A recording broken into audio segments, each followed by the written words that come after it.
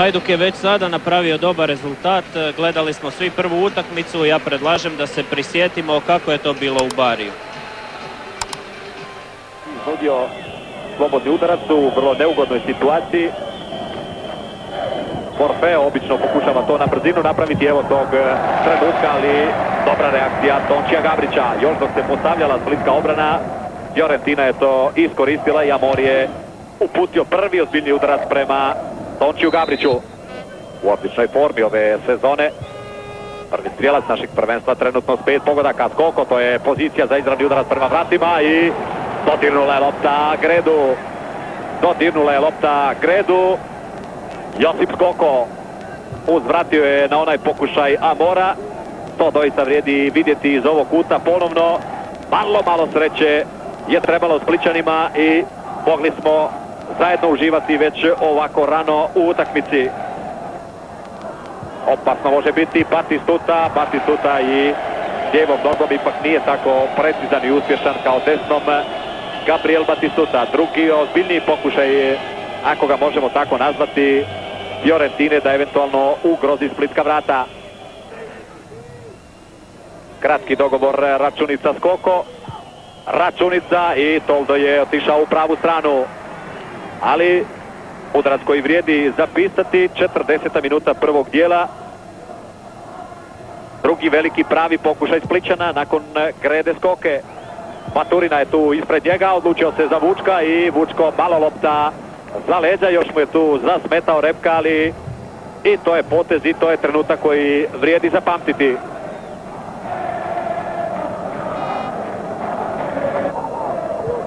Vučko. Pobjegao je Falcone u Vučko.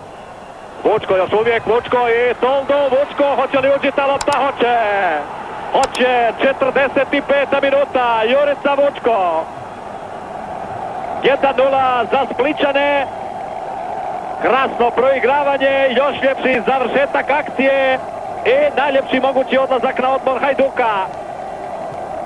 Jurica Vučko, 2 pogotka Malmeu u uzvratnoj utakmici i evo ga potvrđuje tu svoju veliku formu i vrijednost odličnog strijelca i u ovoj utakmici protiv Fiorentine. 1:0, najprije je izbacio tu Falconea, pa onda pogodio Tolda i krasno, nije se predao, otišao do kraja, iako je na drugoj vratnici već bio Dejan Računica. Nakon prvog dijela, dakle, nikakav Bati gol nije bio u Bariju, već je to bio Vuk gol, kako ga zovu igrači, ili Jurica gol. Nema zaleđa Baturine, Baturina može sam krenuti prema Jurici Vučku. Vučko, Toldo uspjeva to zaustaviti. Toldo uspjeva to zaustaviti.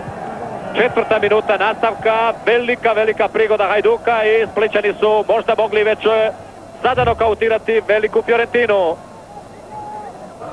Ajrih žuri Računica da pokrije taj dio terena. Ajrih, nema nikoga u sredini, mirno može izbaciti Sabljić. Edmundo, prošao je Brajkovića, Edmundo, Gabrić je tu i Edmundo 1:1. Kakva pogreška, kakva neopreznost. 51. minuta susreta.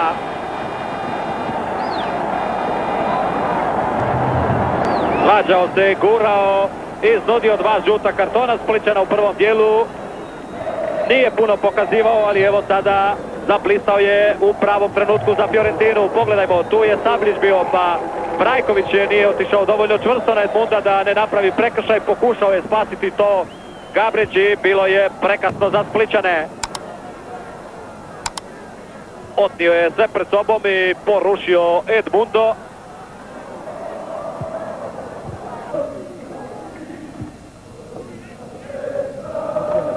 Leko uđa i dobro je to uspio uhvatiti Toldo. Iz teške situacije pucao je Mujđa kada je lopta već gotovo bježala s noge. Ostaje dakle 1:1.